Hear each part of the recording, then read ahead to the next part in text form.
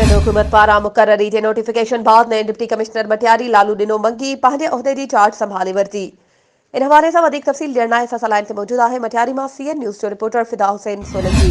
जी फिदा हुसैन, छा तफ़सील आहिनि? बिल्कुल तव्हांखे ॿुधाईंदो हलां त सिंध हुकूमत पारां मुक़ररी जे नोटिफिकेशन बैदि नए डिप्टी कमिश्नर मटियारी लाल ॾिनो मंगीअ पंहिंजे उहिदे जो चार्ज संभालण खां पोइ DC ऑफिस जे ऑफिसर ऐं स्टाफ सां तारुफ़ी गॾिजाणी कंदे चयो आहे त तव्हां सभिनी सां गॾिजी ज़िले जी ख़िदमत करण लाइ आयो आहियां। मटियारी ज़िले में जेके बि मसइला हूंदा उनखे तव्हांजे तावण सां गॾिजी हल कंदासीं। हिन चयो त तमामु जल्द सॼे ज़िले जो दौरो करे इंतिज़ामी मामलनि जो जाइज़ो वठंदो। जिते बि जंहिं इदारे जी ख़राब कारकर्दगी नज़र आई त उनजे ख़िलाफ़ सख़्त कार्रवाई कई वेंदी।